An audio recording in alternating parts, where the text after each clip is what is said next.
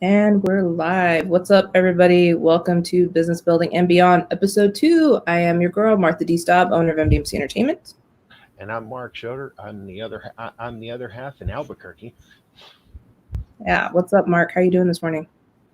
Oh, it's been a week, man. Oh my Lord, have mercy. Yeah, let me actually share this to my personal page. It has been a week. Um, we'll get started here shortly. Let me just share this with everybody. Get some viewers in here. Oh, man.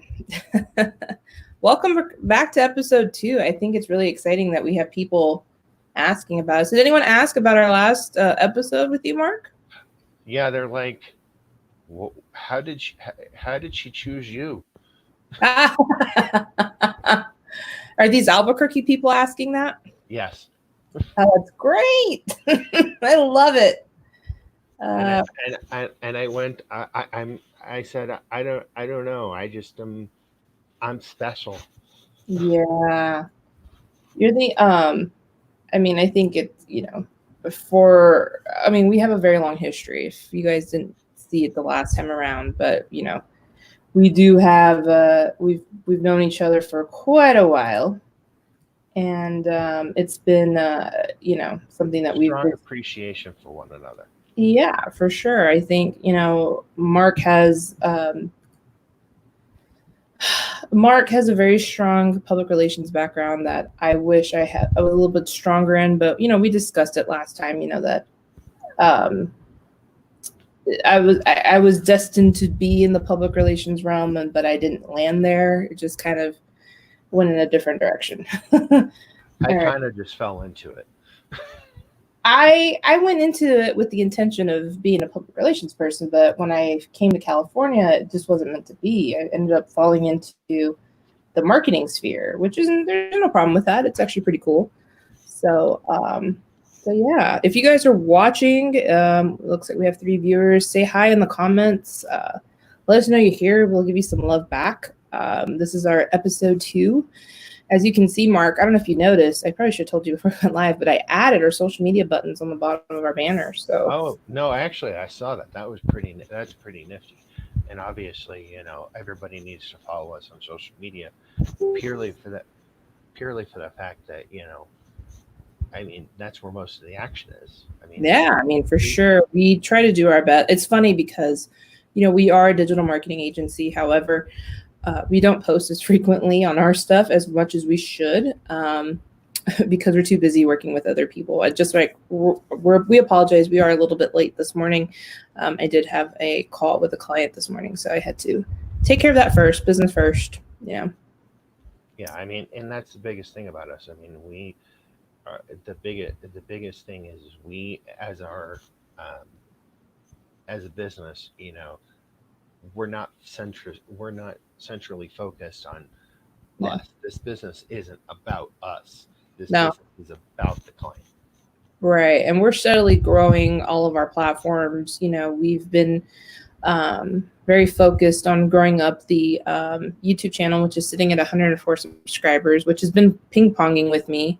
I got up to 120, and then it just dropped down, and then went back up. It's just so we're doing that, and then Instagram is steadily growing. I'm actually cleaning out a lot of that. We do have analytic tools that show who are still supporting us and who isn't. So we just we're cleaning out those as much as we possibly can. And LinkedIn has a feature where you can actually invite people into like your that can like your company page. So every month you get 100 credits, and you disperse them, and the people that have accepted your invite, you get that credit back. So it's another ping ponging game. But my LinkedIn account was sitting at, I think, like at 10 followers for the longest time. I think now we're up to 55. So, and I have over like 3,000 connections. So we're definitely trying to build up the content. Yeah, and that's the biggest thing. And that's where the field of marketing is going. It's Mhm. going totally based into content. It's not even it is the demographics. It is the understanding how people think, you Yeah. know. But the fact that people people are very visual.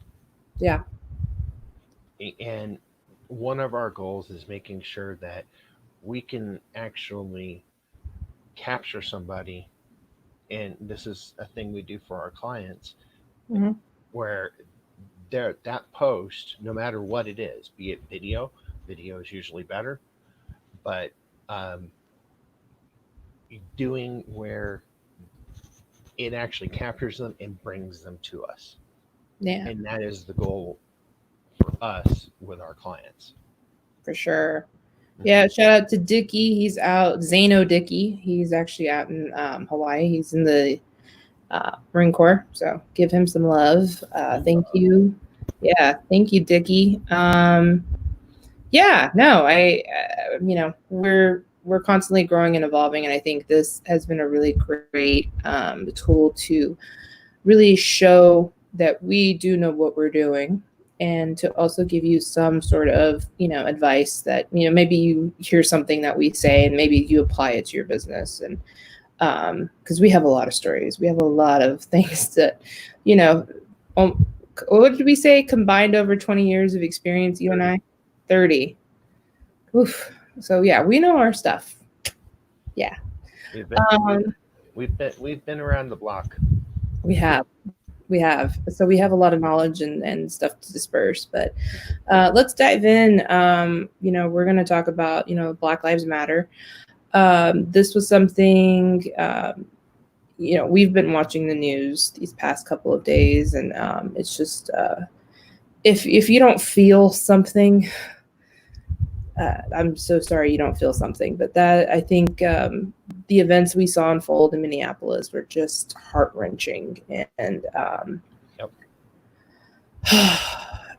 I have seen, as you know, I do live in the California area, and obviously San Diego, and I know a lot of creators up in LA who are using their platform, um, that are Black, that are very successful, that are using their platform to spread the news and the word of what's right. And I feel for them. Yeah, I agree. I sit back and look. One of my best friends is Black, and after that happened, I called and checked on him, and I'm like, "Are you okay? How are you feeling?" We had a really good talk. And then I look back at the history of this business. The owner of J. Preve and the owner of Final Touch Jewelry are Black as well. And I look back, if it wasn't for them, um, MDMC would not have gotten the momentum it has now to grow. Right. When I was unceremoniously let go from the last job I had a boss with, well, I wouldn't say unceremoniously, because I was pretty thrilled. That was just a nightmare. We'll get more into that in, I think, Praise Jesus. the next episode. Yeah, I remember. I think you were my first phone call. I was like, dude, she let me go. Oh my God. Yeah, that's right. Actually, I think that was your first phone call. I mean, you didn't even call your partner in crime. I didn't. I was like, I think I texted him, but I think I was on the phone with you all the way from downtown San Diego to up north of North County, San Diego. So, but it was one of those things that was just building and building and building, that I was just like, you know what, I would just be so much happier doing my own shit. I would be so much happier building my own business.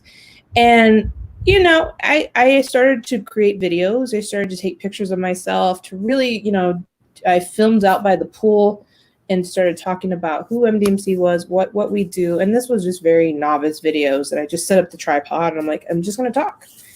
And that's the little trailer you see when you log into YouTube. And it was about a week that I was just pushing and pushing and pushing, telling people, hey, this is what I do.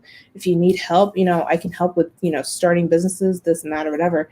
And it wasn't until my dear friend, the owner of J. Pre Fashion, she contacted me and she's like, hey, I didn't know you were in marketing.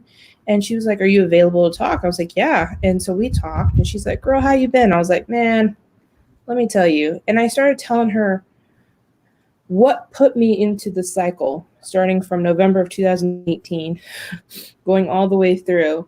And she's like, man, she said, people don't know your worth. People don't know your value. And it was really sweet. And there's an echo. All right. Yeah, um, I got rid of it. oh, okay. And she says, you know what? I'm starting a business, and so is my husband. We would like to hire you. And I said, okay, all right. And she was like, well, how much would you charge? And I said, well, you know, and I felt bad when it comes to friends. I'm like, I don't want to charge you too much, but at the same time, I have no job now. And so she's like, how about this? Let me give you some seed money to start. She gave me a very hefty sum. Like, I don't ever ask for that. And ever since then, I'm like, I need money up front. She's the one who told me that, like, you need to do that because you're not valuing yourself the way you should. So I'm going to give you this much money to start. Build me my websites, build me my content, build me my social media. And if it wasn't for her, she was the one who really took me out of this awful life that I was living for a year. She broke the curse for me. And I have so much love and appreciation for her and her husband. You know, I started working with her husband right around the same time. So we would have, you know, I would have marketing meetings with each of them. Unfortunately, I only worked with her husband for about a month and a half, maybe almost 2 months. And then he suddenly passed away. And so, oh, that was tough. But it brings me to the point that, you know, all of our lives are connected. We are all connected in some form or fashion. And so if the things that you saw in Minneapolis did not hit you, something is terribly wrong. I don't know. I feel for all of my friends. I feel for the people that are going through this. I feel for the family. You know, my partner in crime who is in the military, or who was in the military, said, you know, this made no sense. You know, and it's different because police training versus military training are very different. And they said, you know, once you detain them, you don't touch them anymore. You know, you leave them alone. I don't understand. Like he's angry because there was he sees that there's a lack of training. So I mean, you know, I don't know. I don't know, Mark. It just makes me so sad. Yeah, I mean, you look at it and you're just like, where's the humanity? I mean, Yeah. yeah, I mean, I'm whiter than white, like as in the White Album. Right. Um, but I've always looked at it as, you know, it was. I mean, it brings back a kind of an interesting conversation where um, the thing is that I kept getting turned down for jobs, and they always hired other minorities, Really? but not blacks. Hmm. And I looked at one of the guys and I said, I kind of get how you feel about everything. And he's like, and he just put his hand on my knee and went, good, hold that thought. Yeah. It. And I mean, it's very surreal to Mhm. watch what's going on. Are some of the anchors that you're watching on TV holding their personal opinions to themselves and just telling the story? No, they're not. No, it's no Uh, holds barred now. and the thing is that basically they need to sit there and tell the story. Hmm. And you know, the thing is that it wasn't just African American folks at these rallies.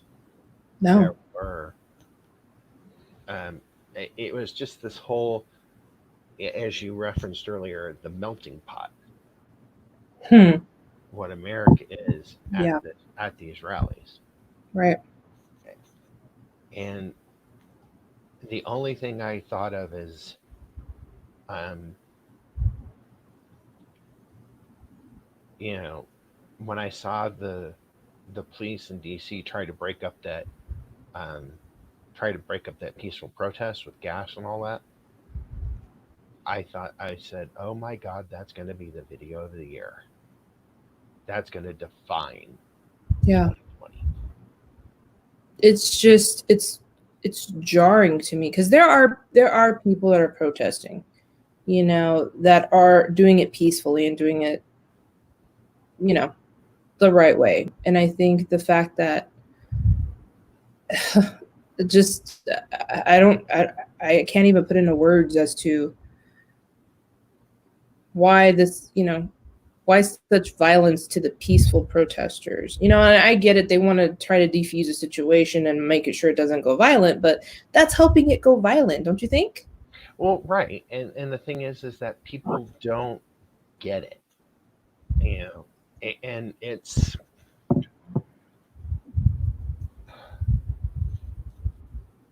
to watch, it was like a car accident in slow motion. Mm-hmm. Watching some of these live Right. feeds from the different cities. Right. You, No, my you couldn't look away. Yeah, I know. Like my boys in New York have been sending me videos, and the one that really got me was there was a woman who was peacefully protesting. The cop just like flung her off, like, and like she wasn't in his face or anything. He just flung the you know, I can't cuss on this because then they get question marks, but he just flung her to the sidewalk. I think she ended up having to go to the hospital. I'm just like, there was no need for that. She wasn't in your face. She wasn't hitting you. She wasn't touching you. Like, you know. And then we add to the fact that there were reporters getting arrested. Yes. On live air. Yes, I saw that. And the thing you have to understand though, with the way that reporter handled Omar it, Jimenez, I believe is his name. correct. Yeah. The man deserves a beyond a gold star, you know, a Nobel Peace Prize for how well he handled that situation.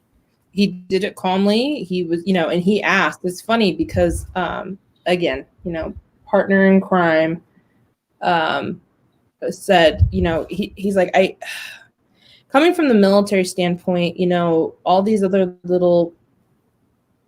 not little soldiers, but all these other people, you know, they're all like robots. They just take the order and run with it. And just like when they were hauling off Jimenez asked, you know, what am I getting arrested for? He's like, I'm just following orders. And he said, and that's one of the things, the reason why my partner in crime left the military, because you can't think for yourself. You can't stand up for yourself, you know, and I don't know. I mean, I don't know what's going on with the police department there and why they did what they did. But, you know, it's just jarring to me that there's just no, I feel like across the board, across the nation, because this is definitely not the first time this has happened. I've seen this countless times, and it's just, there's a problem. And I think it comes down to, just like a business, how these police stations are ran, their training. There needs to be a system in place where they do a training, like just like the military, every 3 months you have to go back and do this. And that's the difference between the military versus, you know, small police departments, is that the military can't afford to fuck up. I'm sorry. I cursed. I'm gonna have to put in a swear jar in here. We're doing that because, you know, there are captions on this. I'm not sure why there's captions, but every time I cuss, there's a question mark. So, real quick, hi Lewis. Hey Ryan from Orphan Network. What's up? Thank you for joining our live stream today. But the ramifications of messing up in the military are much higher, because, you know, if you mess up, that's it. They take your rank, they take your pay. There is no room to mess up. And I think that's one of the reasons why you don't see military, especially military in other countries, that aren't messing up the way law enforcement is here. And so you have to wonder, you know, is there systems in place to make sure that you're not going to mess up and you're not, you know, because it makes you wonder. I don't know what's happening individually with all of these law enforcement stations and how they operate, because every one of them operates differently. There's not one uniform way of doing it. So it makes you wonder, maybe this is something that, maybe more training will help, because if there was more training, I think those other three would have told this dude to stop, right? Be like, yo, it's already enough, But the fact of the matter is that they pulled him out of the car after he was already detained and threw him on the ground. What was the point in that? Because once they're detained, you leave them alone. Again, if there was proper training, everyone stood back and watched, and even the onlookers were threatened to be, shot or pepper sprayed if they try to go near the guy. So it's like, what is happening? I don't understand. I don't get it. Yeah, and that's what gets me is that Hmm. I look at what's there and I'm like, how? And then the thing is that it goes back to the optics and how it looks. Hmm. The last time I checked, we had this little thing, the Constitution and the Bill of Rights. Two different things in my head. Yeah. First Amendment being, freedom of speech. Second Amendment being the right to bear arms. Hmm. You know, I have a, I've always been a strong proponent of the First Amendment. Right. You know, and when I see, I mean, there are some reporters who just don't get it, and they're young little bucks. Yeah. They're like in their mid 20s, and they're the bubbly little blonde that local TV stations are hiring. And I can tell, you look at the CBS affiliate here. Yeah. Yeah. um, actually the NBC affiliate. Hmm. Um, but the thing is that I am I concerned how this country is going? Yeah, of course I am. But how is that going to affect everything else? Just the optic. Because the thing is that even just the optics of everything is going to affect everything else, including business. Oh man, and this is the number one rule I tell a lot of people. A lot of clients that I work with, a lot of clients that have very large platforms in Hollywood and LA, and that are in entertainment, that are actors and things like that. I said, don't go political. Don't say anything. Keep your opinions to yourself. And that's completely out the window, because this isn't a political issue. This is a humane issue. I had a client when we had Blackout Tuesday happen. Um, we went silent. Obviously, we love to post. We love to, share our own things, even on my personal, I think I shared a quote from Henry Cavill, a Superman quote that he said. Um, but other than that, in my story, that was pretty much it. And I listened to everybody else, because there are a lot of people that I highly respect that have very large platforms that are speaking, that are affected, by this thing. And, it's, trying to educate ourselves, trying to be, try to understand, how they're feeling, and telling us what we need to know. And the Blackout Tuesday happened. I had a client of mine, and I was going to tell them, all of our stuff is scheduled out. We do a lot of scheduled content. And that morning, I was going to push everything back. And I was going to tell them, look, we're just not going to post today. But they came to me and says, all right, we're posting.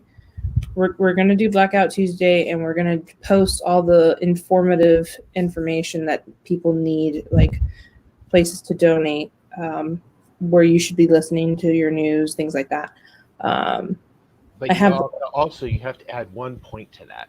The thing is that you have to take what is said on the news with a grain of salt. right. And the Maybe it thing was news. Hold on. you have to be able to do your own thinking. Basically, Right. you may hear something and go, hope that's not true. and then you're just kind of, and you find other sources that are doing it. Right. So, and I was going to tell these, I was going to tell my client, hey, we should not be posting anything. Let's not do anything. But they beat me to the punch, and they're like, oh no, we posted the black square, but we also posted register to vote, text voter, and then the number. I don't know if that's just California based. And then be counted, take the census. I took my census after I kept getting nudged with junk mail. The resources were blacklivesmatter.com, ACLU.org, Campaign Zero, join campaignzero.org, colorofchange.org,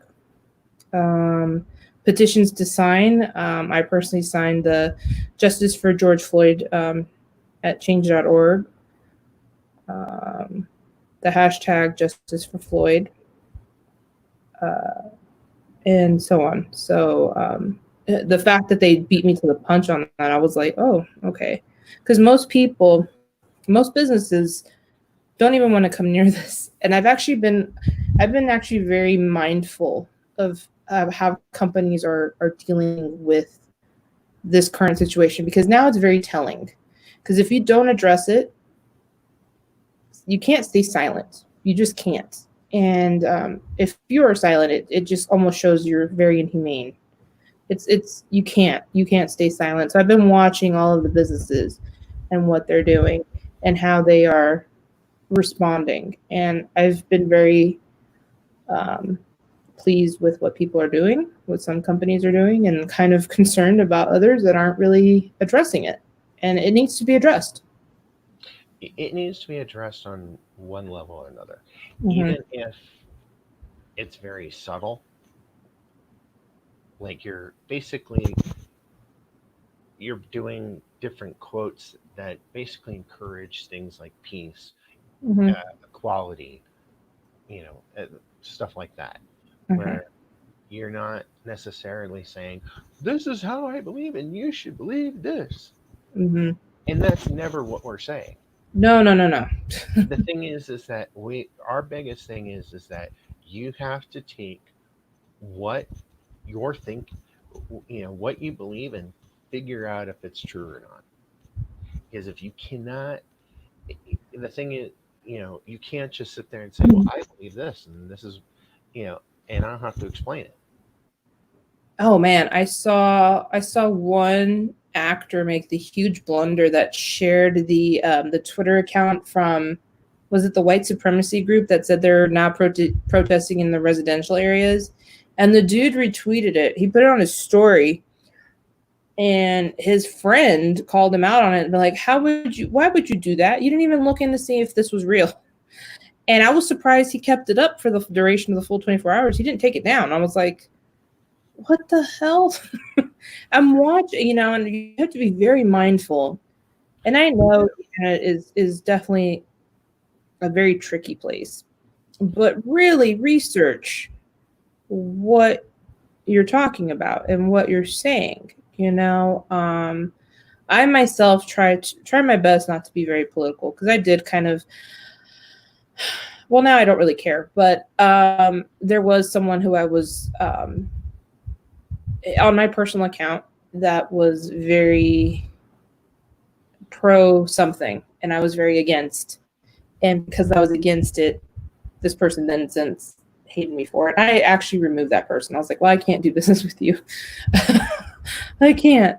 And so I try not to get into this stuff, but I'm just so mad, and again, yesterday I shared something on my personal account, and it seemed like I was getting attacked by one person, and I was getting hit up on the side like, wow, I didn't know this, I didn't know that. Now I understand why you think the way you do. And again, it's not about me. I am a minority. I'm a Mexican American. I was born in Mexico, raised in the United States. I am an American citizen. It took me 10 years to become an American citizen after my birth. So I'm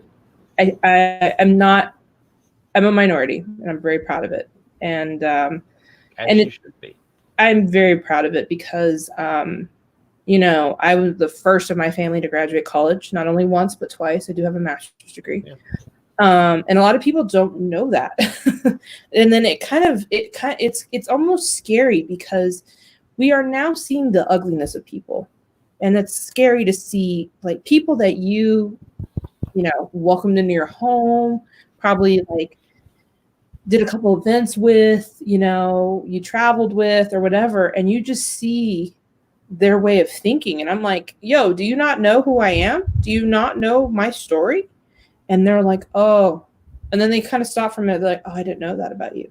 I'm like, so you're okay with disparaging all these other people, but when it comes to me, you're not gonna, you're sorry? Like, no, that's not how this works.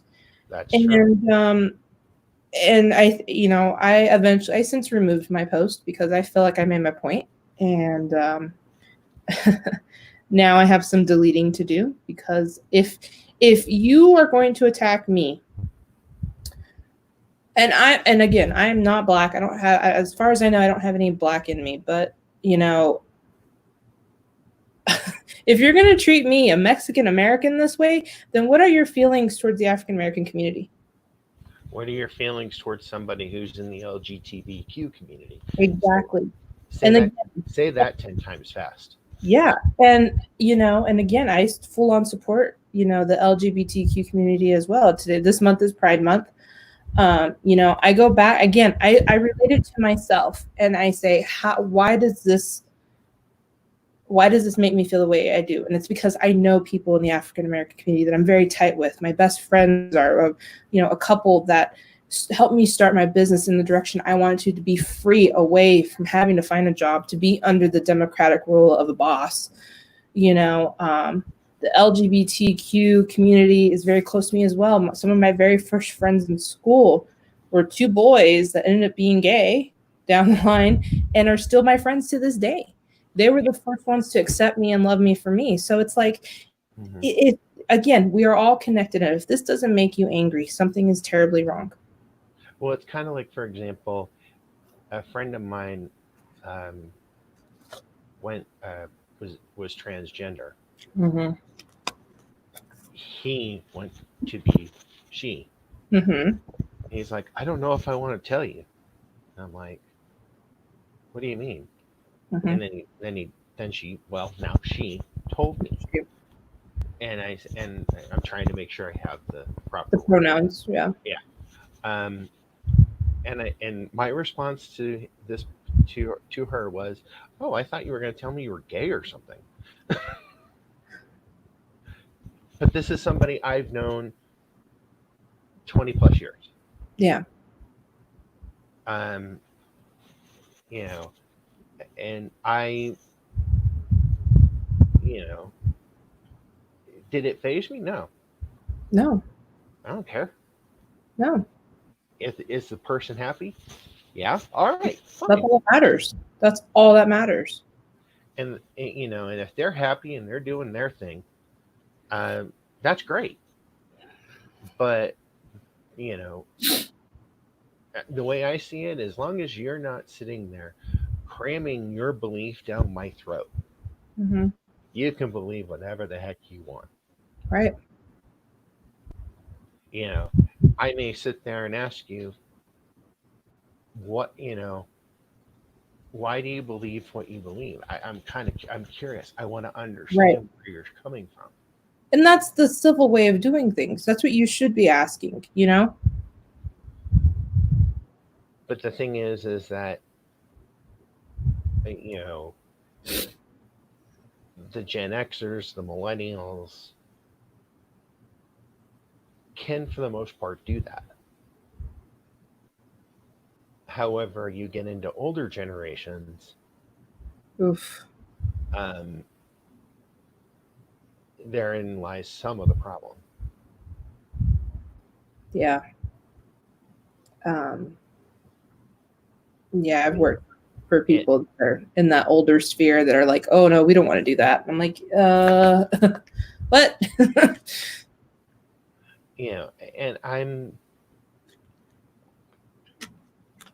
And this isn't a Democrat or a Republican issue. No. It's not. No. But this is different this time. This isn't gonna go away. And it makes me sad because we've seen a lot of other events happened in the past. It just made me so angry, and the whole world gets angry, and then the next week we're over it. And it's just this, I think because we saw it the way we saw it, I hope this invokes change. I hope that, I people with do too. I I hope mean, people with platforms are really going to push forward and really push, the information that we need to make a change.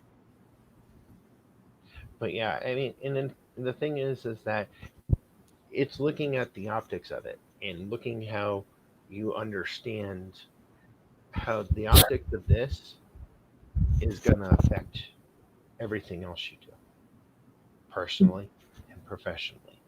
With that being said, please go out and vote. I know there was a primary on Tuesday. I Um, did. which I voted absentee. thank you for that. Please go figure out if you're not registered to vote, which sucks because now I think I was summoned to jury duty now because I signed up. I registered to vote California. There was one day I was just so mad at something I saw, and I said, you know what? You know what it was? It was Murphy Brown. Murphy Brown came back for one season, and I'm a really big Murphy Brown fan. I thought she was very much ahead of her time, and then when she came back and did the new season, Yeah, I know. I loved it. And then I loved it too. CBS axed it.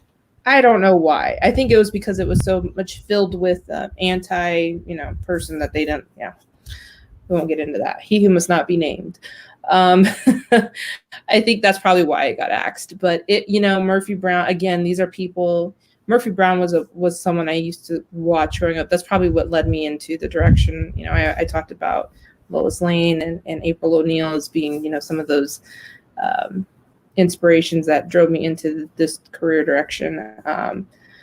But I remember watching Murphy Brown and being so compelled. I was like, you know what? I'm gonna go vote, and I signed up and I went and I registered to vote. I voted in the primary. I think it was 2018, or that was another. No, that wasn't a primary. I just voted in the primary a couple months ago. The one we just recently had for our Democratic nominee. Was that a primary? I think that was a primary. This last one, yes, it was a prank. Yeah. So if you are not registered to vote, please go figure it out. If you are mad about things you're seeing on TV, go do that. If you're mad, go protest peacefully. Yeah. Do Register to vote. If you need to register to vote, talk to your county clerk or go to your the Secretary of State for your particular state. Yeah, and support all your friends and loved ones that are, affected by this, because understand why they are affected, understand why they feel the way they feel, and educate yourself. And that's the biggest thing is we as a society need to continue to educate ourselves and remind ourselves of the past.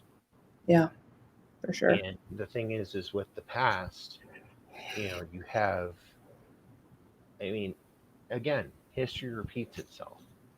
Yeah. I mean, we're 100 years from the last, pandemic, Oof. Yeah. the Spanish flu. Spanish flu. Right. History repeated itself. Yeah. Yeah. Let's definitely How it repeated itself, that is something we as a society may or may never know. I have no clue. I think I don't know. I feel like just the things that we've been seeing unfold in 2020 are very, I'll just say it's very apocalyptic. I think this is our warning. If we don't change something soon, things are going to get worse, and we need to be part of the change. We need to be part of the positive. Right, and that's the goal. That's the goal of of the company, is that we are our goal is to be a part of that positive. We're Sure. basically, it, you know, it doesn't matter what race, what creed, what educational background, whatever. If Mm-hmm. you want help building your business, you know, you come to us, we talk to you, we help. Exactly. You know, And with obviously we're not free, but you know. yeah, which drives us into our next topic. You know, with I wanted to touch on the virtual conventions and the future of the conventions. We're still in the pandemic, regardless of what's happening at this particular moment. We are still in a pandemic, and the you know, the broadcasting from home and doing these things are you know, are becoming the new normal, which is kind of sad because we have now taken away that human element contact. But I really wanted to touch on this because I do have a lot of friends that are agents that are having this problem. Um, the virtual convention scene is really, I think, after, I want to say after, you know, we were put in a lockdown for 2 weeks, these virtual conventions started popping up all over. And I feel for my agent friends because this is their only revenue of income. And you know, the way it works is that they book a talent for a show, they get 10% of that commission of whatever they, you know, whatever was discussed as a guarantee or whatever, they get 10% of that cut. Well, now with the pandemic, it has been completely thrown out. Now my poor agent friends, this is their only way of income. And I'm like, how have you not figured out a way to, you know, expand what you do further? And again, if we were just entertainment based, we would be screwed right now because, you know, we don't have, we would only be focusing on the convention scene. And I remember when the pandemic happened, I was getting emails and DMs about, oh, I'm really sorry your business has suffered. I'm like, it hasn't, because you don't know what we do. Yes, we do work in the entertainment sphere, but we are a digital marketing agency. And entertainment is just one of those legs of that. And, you know, a lot of my agent friends were calling me and saying, these virtual conventions have popped up. We're not getting paid for them because obviously, you know, some of these, you know, promoters are going directly to the talent. You know, they're no longer booking with me. And that's a problem. I feel bad. Couldn't that be the future of the industry, though? That's what I have a lot of agent friends who are questioning that, because not only did they not go through the talent or through the agent to book the talent's not also getting paid either. There's a lot of shows out there that are doing it for free. I mean, there are some that are paying their actors. I think if you have a high caliber client, the con will pay for you, but most of these mid-level talents aren't getting paid. And it's sad because, you know, we have, it makes me wonder, is this the direction we're all headed? Is this the direction where conventions are going to be online? I think there's one in Orlando happening in September. You know, the future of the convention scene, I think, is in trouble. I think, you know, we are all about contact and meeting our favorite celebrities and, you know, cosplaying and being crammed in these small halls to listen to our favorite actors talk about their favorite show. But, you know, it makes me wonder, is that, are you now going to limit ticket sales? You know, are those systems having to be in place? Now, are celebrities going to want to do these shows anymore? Because a lot of it is human interaction and human, like, contact. You know, is that gone?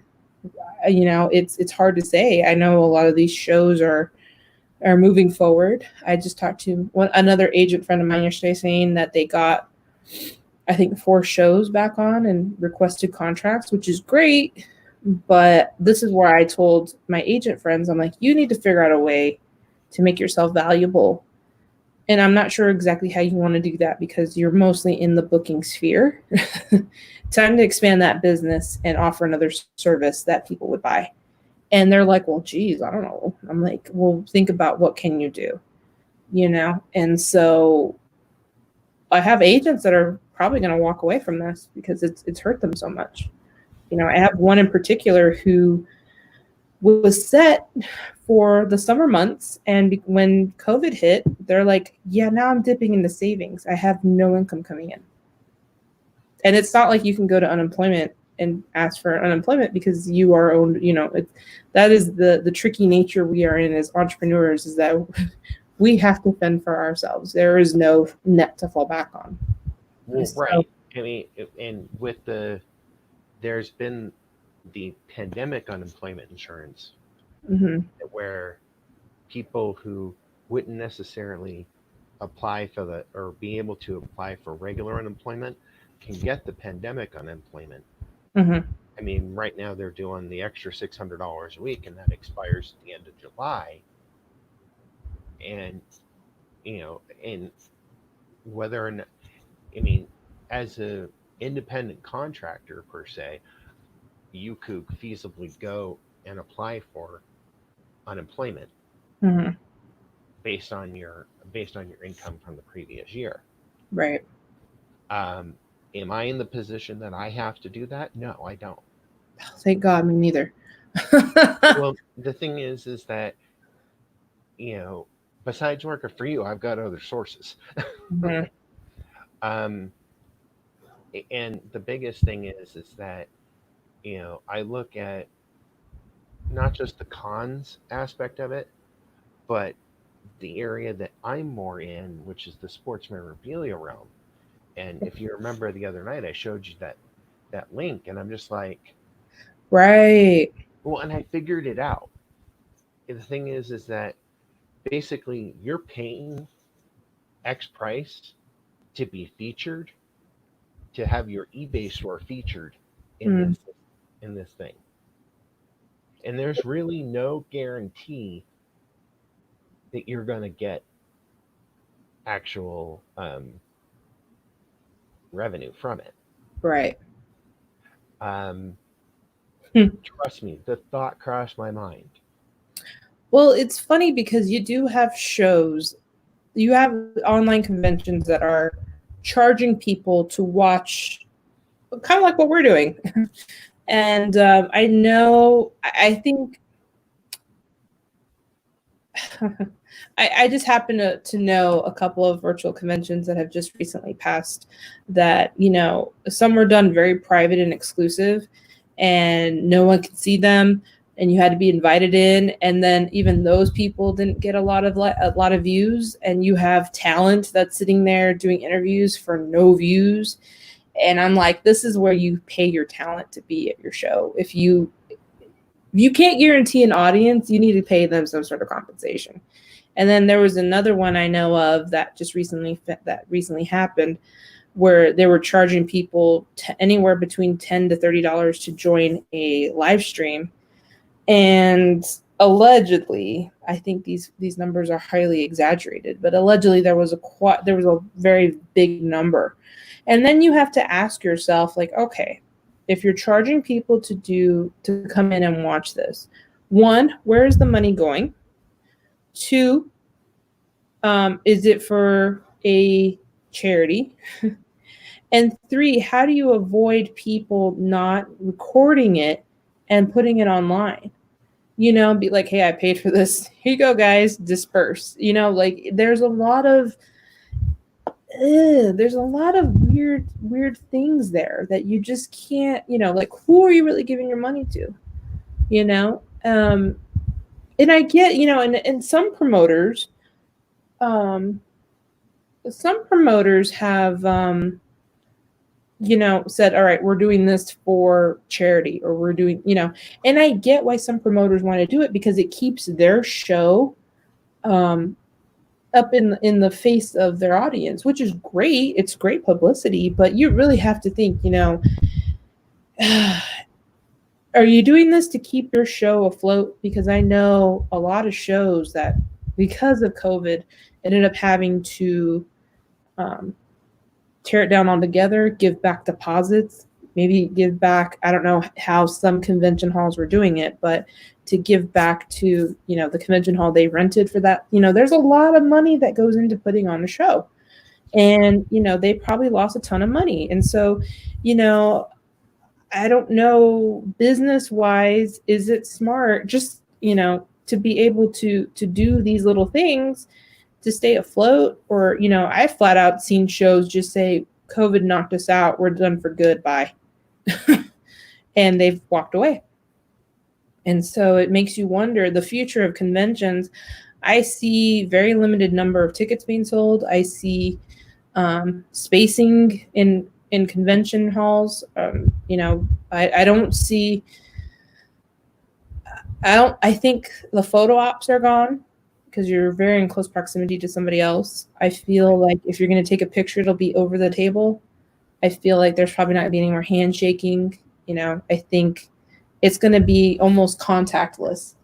And that's and the sad thing is I think that's where it's going, and that's not just for the cons. It's going to be for other little things, and you're going to see the idea of private signings. It's funny because I'm sorry to interrupt, but you were telling me, we should get into private signings. And I remember telling you, no, that's so out. No one's doing them anymore. There's no point. And then it's like you spoke it into existence, and now there are private signings everywhere. And now I'm sitting here thinking like, shit, we should probably, I'm sorry. We need to get the jar. But now I'm like, great. Now we probably will have to do that. We will probably have to do it. One client of mine, I won't mention who he is, but he did do a virtual con, and we had been working on his website forever, and I'm just like, we need to get this off the ground. And when this virtual convention was happening, it was a reunion of the rest of his castmates, and I said, you know what, now's the time to put up the website. Let's see if we can generate any money for you. And luckily, the launch and the con coincided with each other, and he made a decent amount of money. And I'm like, all right, perfect. Now we have this site. We can utilize it, forever. And I think some actors out there, some people in talent, don't have that mentality to do that and don't know that maybe they should make a site for themselves. I'll give you an example. I'll give you a perfect example from the sports world. A lot of people are doing that. Have done that for years, but now, especially in the last 6 months, you've seen an uptick in that. There are Hall of Fame baseball players that basically, if you write to them in the mail and you give them $10, and it's like you sign a baseball card, they'll sign a baseball card for you and send it back. Yeah. I've got. I mean, that's been one of my projects during the shutdown, is basically seeing how many I can get my hands on. Yeah, I think, who was it? The Breaking Bad guy. He was Zordon on the Power Ranger movie. The hell's his name? Bryan Cranston.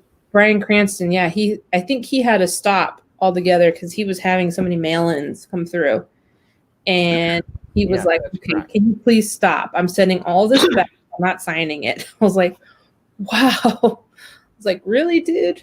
Like, well, and there are a lot of people that will sit there and be greedy and send 5 and 6 items. When, like, in the sports end of things, if you send 3 baseball cards, is kind of like this unspoken thing. Basically, up to 3, that's it. Yeah. Unless you're paying the guy. Yeah, I think, my partner in crime just sent off to have 3 Hulk Hogan action figures signed.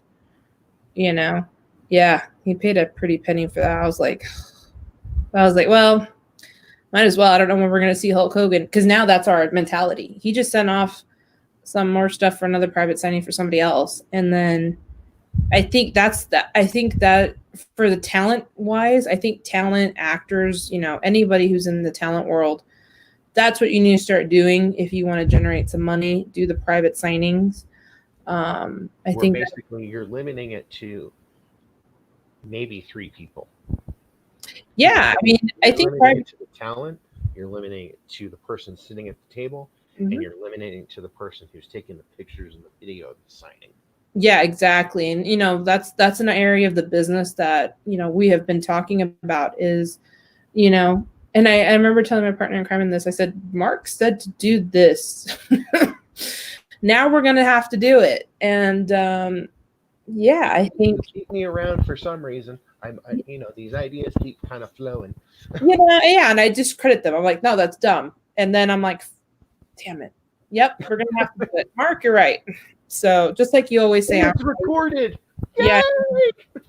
Every time, like, you always say that I'm right. Well, now I'm starting to say you're right. And, because we were heading into a time where, at the time that we had that conversation after LAX Fan Fest, I was like, there's, and I had asked my partner in crime because he keeps tabs on all that because that's how he knows everybody. And that's how we have such a very large network. He's like, yeah, I'm not seeing signings for, all these people. Pandemic hit. And I'm like, well, all these people need money now. This is a great way to do it.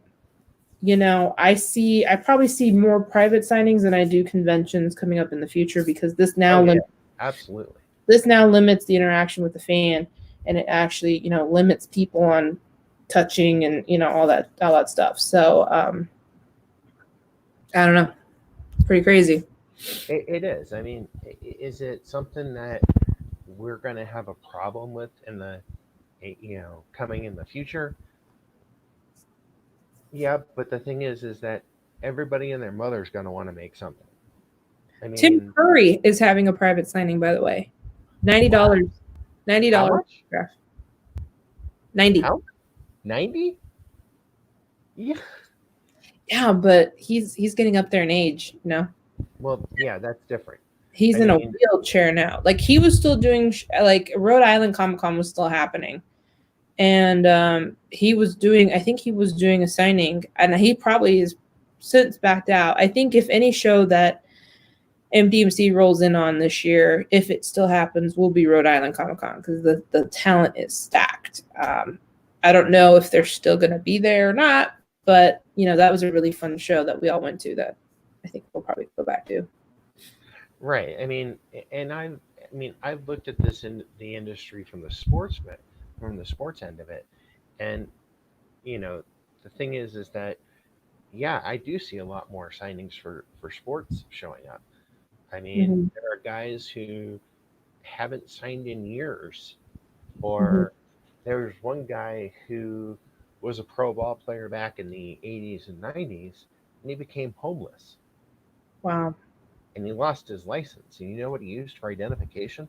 What? His baseball card? Wow.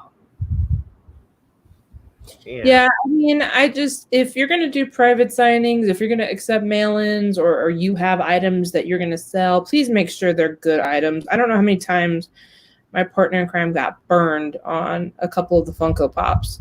Like, and we did it to support people that, are in this realm that do have their autographs and stuff. They only showed the front part of it. Mark, you know what I'm talking about. But they showed the front part of it. And then when we got it, the back was completely dented in. I was like, what the? And they were like, now they have a policy, if it's damaged, it's not our fault. I'm like, clearly this was your fault. And I'm like, what in the world is this? And that's why I told them, I said, stop buying figures. If you're going to buy something, buy a flat, right. And that's what I've done with another mutual friend of ours. He's got, this gentleman has high quality stuff. Yeah. And he's been at it long enough where I can look at the autographs and go, he's been around a while. Yeah. Well, and then you spoke for him, and I said he's got the Martha seal of approval. That must be a good thing. And here's the thing is that and it's not my seal of approval, it's actually my partner in crime seal of approval, because he's the one who deals with these people the most, and then he tells me about it, and then I go off and tell other people about it, and it's just a solid recommendation. But this is what I mean: if you are going to, as a business owner, if you are going to get into this world where you are selling things like this online, please don't sell people crap, because now it puts me in a funky position where I'm like, I don't want to support you anymore. You did me dirty, and you know me. You know where it's going. You know the platform I have. Come on now. And the other thing with that is that, I mean, it goes back into the collectibles business I have. When I sit there and send stuff out, I will pack the hell out of it. Bubble it up. bubble, any sort of packing material. Um, it's like I sold a laptop recently on Mhm. online. I Wow. said, you know, basically I sold it for parts. I pulled Right, parts. right, right. Um, but I bubble wrapped that sucker real well, and then I basically broke down a box. It was about 12 by 12, and I just shoved that sucker in there, and it wasn't gonna move. Yeah. I And mean, the and thing, I do and the this. thing is, it goes for the same for like the Funko Pops, for example. You have usually a cube rate box, which is basically exactly what it is a The cube. acrylic boxes, yeah. Yeah, you just put that little thing in there, pack it around it, put just a butt ton of packing material around it, put Hmm. some packing material on top, seal it up, and send it out. Well, If it's over $50, you put insurance on it. yeah, I think, for myself, I do manage one of my clients. I do manage his website, and I do have an inventory of all the things that are previously signed, that he gave me permission to throw onto the site. And basically, he doesn't touch it. He's like, just, I have all funds go directly to his PayPal, directly to his Stripe, directly to his bank account, because I don't deal with the money. That's one of the rules I tell everybody. I'm like, I'm not dealing with your money. If there's something that's bought on the website, it goes directly to you. I don't touch it. And then I end up, I have the inventory with me. I do have, the bubble envelopes, and I make sure that the fan that's getting what they're getting it's in good quality shape, and there's no reason for them to question, Yeah, yes, it's even coming, yes, it's coming right. from AMC Entertainment, for good reason. I don't want you to have my client's address. So that's why we take all that off of their hands. Well, uh, and that's the biggest thing too is that when you're packing, let's say like an 8 by 10, you're mhm, putting it between two pieces of strong cardboard right. and then taping it. Hmm. And then once you do that, you can then slide it into most padded envelopes, and it'll be fine as long as you sit there and say photo, don't bend. Yep. You know what's funny though is I think the post office at one point was going to charge me $10 to put a stamp on a package that says fragile or do not bend. I was like, "Are you freaking serious? You're going to charge me $10 for a stamp? No, thank you. I wrote it." I Well, it, think the stamp enforces it more like, "Hey, they paid for this. Don't do anything stupid with it." well, no, the way I've done it is that you know that's why I basically run all my postage and all that other stuff out of here. Yeah. You know, it gives me the discounts that I need in order to sit there and send stuff out. Yeah. So, I mean, and hopefully in the coming months, we should be able to work on the idea of some private signings where basically what we would do is that we would um, we'd live stream it for one thing. Oh yeah. I mean I have Uh, a lot of plans for. we'd live stream it for one thing. We would do regular video for other purposes, photos. You would sit there and know that basically that particular talent signed your item. Mhm. And that way, if you want to send it to a third party authentication company like a PSA or a Beckett or whoever, probably those would be those two I would recommend. Um, that it would pass authentication. Well, it's funny because a mutual friend of ours where we buy stuff from, he has a thing that says authenticated by, and it's his company and his little sticker. Right. And Partner in Crime has been looking into these holographic stickers. He's like, look, we could put our logo in it and it could be authenticated by us. And I said, okay, but how would someone, because I think you have to pay for software to be able to put the specific code for the specific item, for it to make sense. You know what I mean? Yeah, So, you'd have to have a database. You'd have to have it set up as a database, but that's something we can discuss. Later on. yeah, yeah. It's not a hard thing to do. Yeah, so that's something we are, looking into. We don't know yet. We have an idea of what we're going to do, but that's a great thing about having a business. You can tailor it the way you want and do what you want, and not only help you make a little bit of money, but also service a consumer that probably needs it. Yeah, or wants it. I mean, we're some basically if we have somebody who doesn't sign that often and is a tough signer. I mean, Mm-hmm. there are guys that I mean, I'll give you an example. There was a ball player who played in the early '80s. He charges $10 per, Yeah, and he was a nobody. yeah, I know. We've bought a couple of things that were really cheap. We're like, well, I mean, you never know what's going to happen with this. Like we'll get randoms. I'm like, I don't even know who this person is. And then, partner crime will say, well, this one's probably going to make, probably going to do something pretty cool. And I was like, okay, we'll see. And So, then we'll eventually just end up, you know, changing everything around and hopefully uh, making it happen. yeah, I'm excited. There's a lot of future things lined up. So I'm really excited.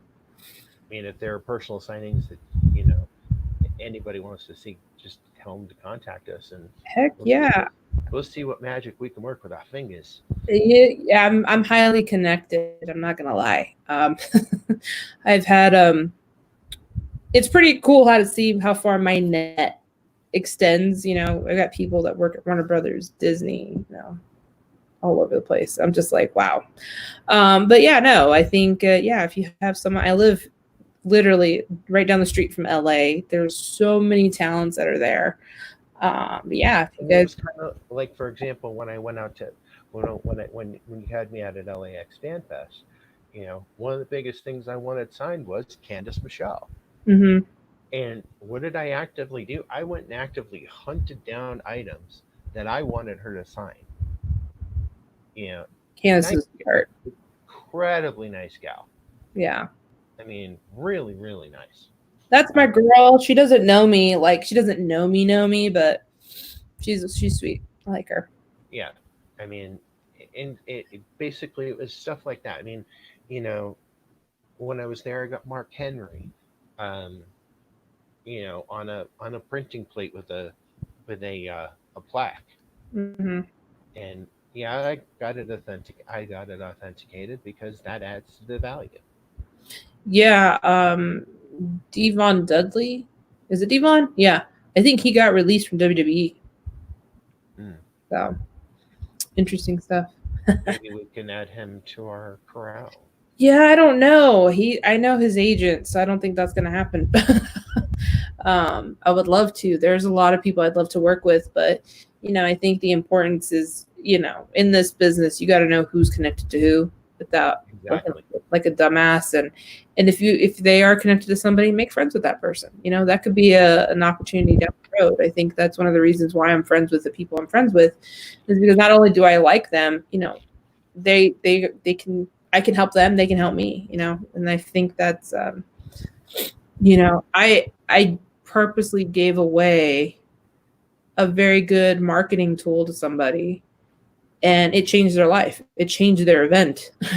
Their event sales for their tickets were down until I showed them how to do something correctly. And in return, I got a pretty sweet deal out of it. So I'm like, okay. So now, we make that connection and it works. So that's the point, networking, which we'll talk about later. Oh yes, we will get to Yeah. that. All right. Well, I think this is good for now. I think we covered a lot. You know, and everybody who joined us, we thank them. Yeah, thank you. We yeah, we had quite a few. There was just a heavy. This one started out heavy. It's really sad. But we had. We ended it on a positive note. Yeah, yeah, definitely go out and vote. But yeah, I think that's it. Mark, you have anything else to add? No, I'm good. All right. Yeah, I got to get back to work. I got clients that need stuff. So, all right. Well, thank you everyone for joining, and we will see you next week for episode 3. See you. Bye.